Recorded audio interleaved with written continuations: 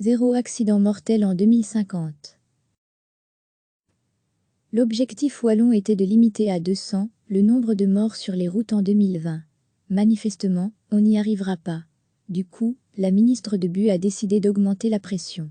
Elle réunit cette année des états généraux de la sécurité routière. Depuis 2011, on constate 33% d'accidents mortels en moins.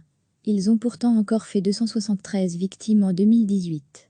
Or, l'infrastructure a été améliorée et les contrôles vitesse, alcool et drogue se sont intensifiés. Alors pourquoi ne parvient-on pas à faire mieux?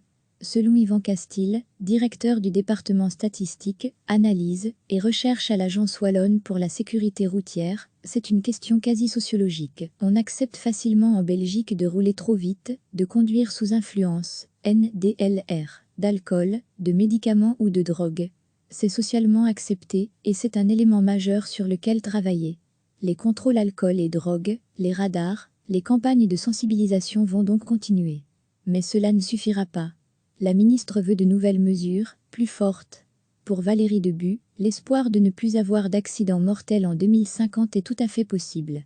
On peut aider les mentalités à évoluer, dit-elle, et on peut aussi tabler sur les évolutions technologiques qui vont permettre de se déplacer avec une plus grande sécurité.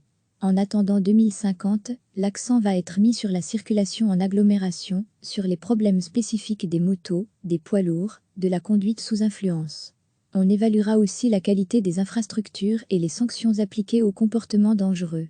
Les groupes qui travaillent sur ces aspects de la sécurité routière devront rendre leurs conclusions pour le 23 octobre prochain, date des prochains états généraux de la sécurité routière en Wallonie.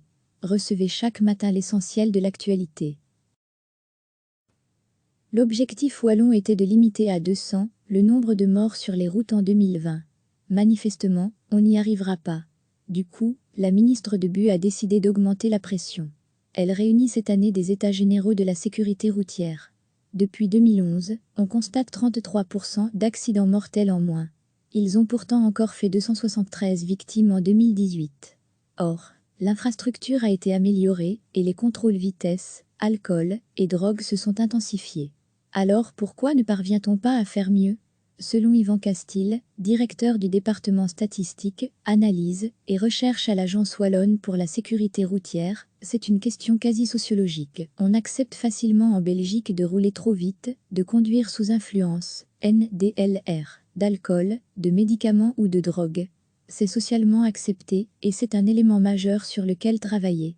Les contrôles alcool et drogue, les radars, les campagnes de sensibilisation vont donc continuer. Mais cela ne suffira pas.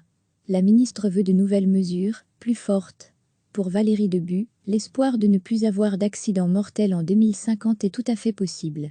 On peut aider les mentalités à évoluer, dit-elle, et on peut aussi tabler sur les évolutions technologiques qui vont permettre de se déplacer avec une plus grande sécurité. En attendant 2050, l'accent va être mis sur la circulation en agglomération, sur les problèmes spécifiques des motos, des poids lourds, de la conduite sous influence. On évaluera aussi la qualité des infrastructures et les sanctions appliquées aux comportements dangereux. Les groupes qui travaillent sur ces aspects de la sécurité routière devront rendre leurs conclusions pour le 23 octobre prochain, date des prochains états généraux de la sécurité routière en Wallonie. Cliquez sur s'abonner pour recevoir les dernières nouvelles.